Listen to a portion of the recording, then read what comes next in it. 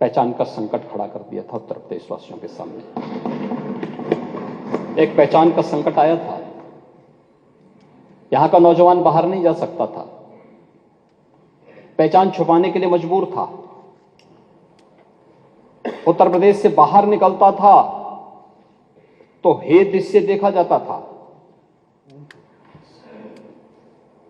नौजवान कहीं जाता था, नौकरी नहीं मिलती थी। यहां तो अवसर थे नहीं, लेकिन अगर उत्तर प्रदेश से बाहर जा रहा है तो नौकरी नहीं मिलती थी। किराए पर कमरे की बात तो दूर, होटल और धर्मशालाओं में भी कमरे नहीं मिल पाते थे।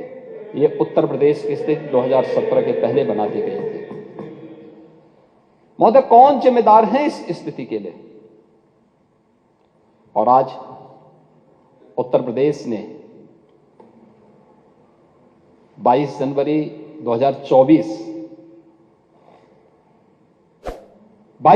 2024 की घटना को भी देखा है। पूरा देश अभिभूत था। पूरी दुनिया के अंदर हर वह व्यक्ति जो सत्य का पक्षधर है, न्याय का पक्षधर है, वह अभिभूत था, गौरवान्वित था। हर सनातन धर्मावलंबी की आंखों में आंसू थे, हर्ष के, गौरव के, और अपनी कई पीढ़ियों को वह इस आयोजन में प्रत्यक्ष या अप्रत्यक्ष रूप से उसके साथ सहभागी बनकर के अपनी पीढ़ियों के प्रति कृतज्ञता ज्ञापित भी कर रहा था और तर्पण भी अर्पित कर रहा था।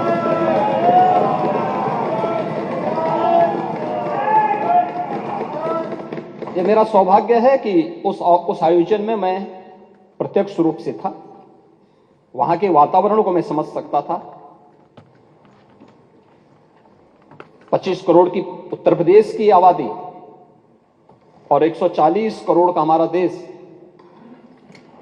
कमोवेश हर प्रदेश का प्रतिनिधित्व था, नेतृत्व वर्ग था।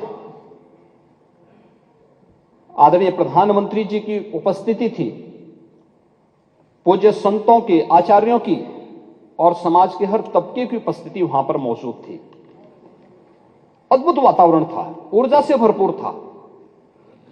और यही उत्तर प्रदेश, जैसे उत्तर प्रदेश के नौजवानों को देख करके उत्तर प्रदेश के नागरिकों के बारे में टिप्पणी होती थी, आज उस उत्तर प्रदेश जहां कोई आना नहीं चाहता था, आज देश और दुनिया का हर व्यक्ति उत्तर प्रदेश आने के लिए तैयार बैठा कि लगभग 500 वर्षों के एक लंबे अंतराल तक चले लंबे संघर्ष, लंबी कवायद, लंबा वाद विवाद, सर्वानुमति के साथ उसका समाधान का रास्ता निकला और पूरे देश की जनभावनाओं के अनुरूप आज रामलला के भव्य मंदिर के निर्माण का मार्ग प्रशस्त न केवल हुआ है, बल्कि रामलला वहां प्रत्यक्ष रूप से विराजमान भी हुए और सबकी उपस्थिति। दुनिया के अंदर पहली घटना थी जहां प्रभु को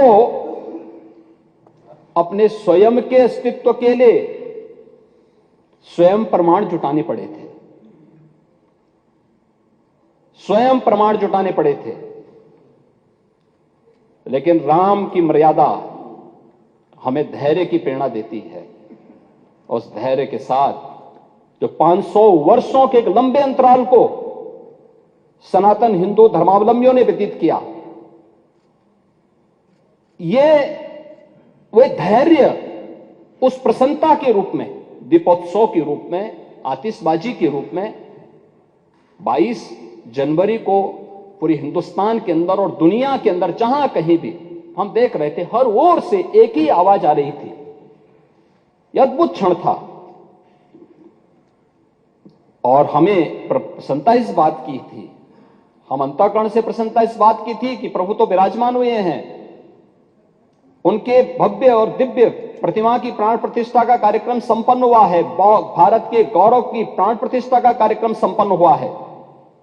लेकिन प्रसन्नता इस बात की भी थी कि हमने वचन निभाया और मंदिर वहीं बनाया।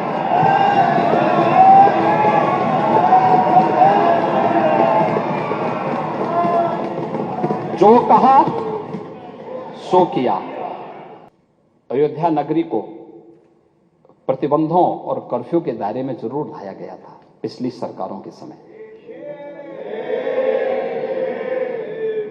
सदियों तक अयोध्या कुत्सित मनसा के लिए अभिषिक्त थी, एक सुनियोजित तिरस्कार भी झेलती रही।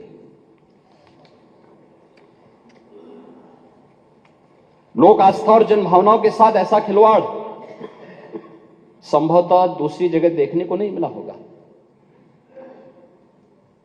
अयोध्या के साथ अन्याय हुआ, और महोदय जब मैं अन्याय की बात करता हूं तो हमें 5000 वर्ष पुरानी बात भी याद आने लगती है।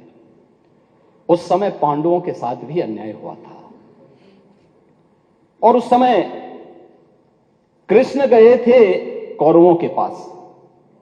उन्होंने भी कहा था, बस दे दो केवल 5 ग्राम, रखो अपनी धरती तमाम, हम वही खुशी से खाएंगे, परिजन पर असी न उठाएंगे। लेकिन दुर्योधन वह भी दे न सका, आशीष समाज की ले न सका। यहां तक कि उसने भी भगवान श्री कृष्ण को बंधक बनाने का कुत्सित प्रयास किया। उल्टे हरि को बांधने चला, जो था साध्य साधने चला। यही तो हुआ था। यही तो हुआ था अयोध्या के साथ, और यही हुआ काशी के साथ, और यही हुआ था मथुरा के साथ भी। हमने यही तो कहा, उस समय 5 गांव मांगे थे। भाई भगवान कृष्ण ने तो पहले कहा, जब वो समझौता कराने के लिए गए थे, महाभारत का युद्ध टालने के लिए गए थे, कि भी देना हो तो आधा दो, लेकिन इसमें भी यदि बाधा है तो दे दो केवल 5 ग्राम। लेकिन वो 5 गांव, लेकिन यहां तो इस समाज सैकड़ों वर्षों से यहां की आस्था केवल 3 के लिए बात कर रही है, 3 के लिए।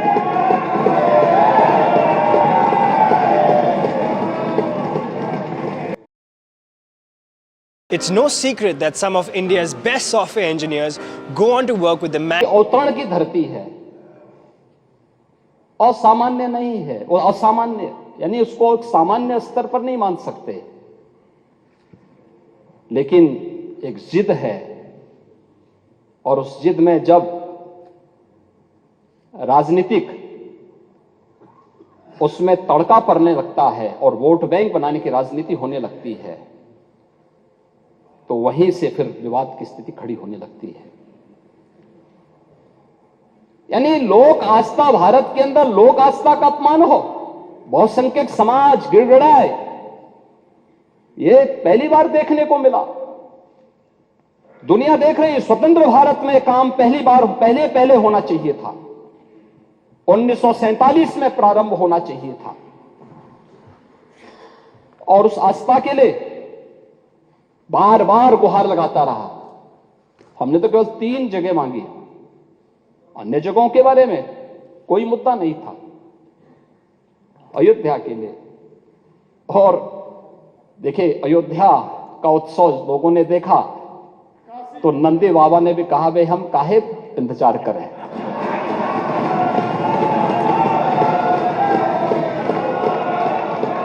उन्होंने भी इंतजार किए बगैर रात्रि में बैरिकेड तोड़वा डाले,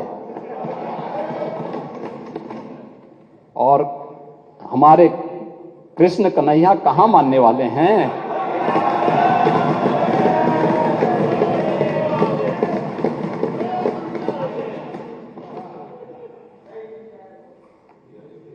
विदेशी आक्रांताओं ने केवल इस देश के अंदर धन दौलत ही नहीं लूटा था, इस देश की आस्था को भी रौंदने का काम किया था। दुर्भाग्य है, आजादी के बाद उन विदेशी आक्रांताओं को महिमामंडित करने के कुत्सित प्रयास हुए अपने वोट बैंक के लिए। सदियों की प्रतीक्षा अयोध्या में दूर हुई। आज अयोध्या में इंटरनेशनल एयरपोर्ट है। 14 से 15 फ्लाइट अयोध्या से देश के अंदर अलग अलग स्थानों पर जा रही है। ये अयोध्या में प्रारंभ हुआ है।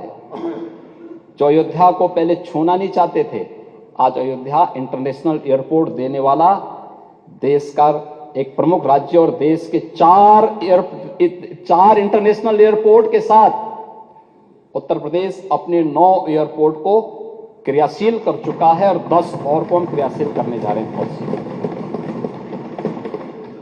अयोध्या में माता सबरी के नाम पर रसोई घर भी प्रारंभ हो गया है।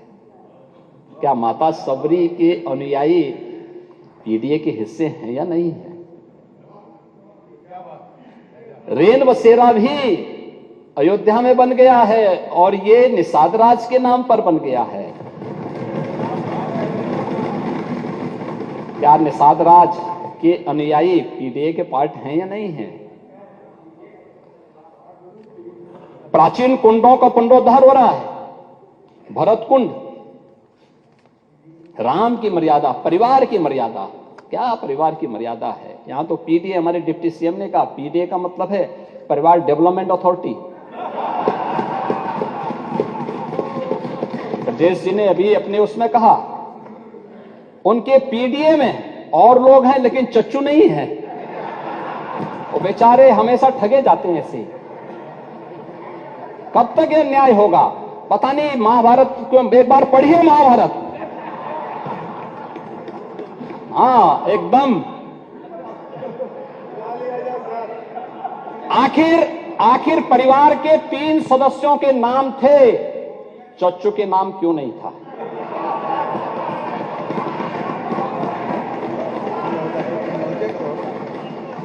अरे उनका भी नाम देते, वरिष्ठ नेता थे। बेचारा रगड़ते रगड़ते अपने को जो है पीडीए में है ही नहीं। इसीलिए कह रहे हैं ना कि उन्होंने चाचू को ही भुला गए, परिवार के, यानी इस प्रकार से उन्होंने विस्मृत कर दिया कि साइडलाइन में थे ही नहीं, कैमरे के फोकस में नहीं थे, अब रेड कारपेट पे नहीं चल पाए। इसीलिए हम कह रहे हैं ना कि चच्चू को ही भूल गए और बेचारे चच्चू देखते रह जा रहे हैं कि ठगे गए एक बार फिर। अब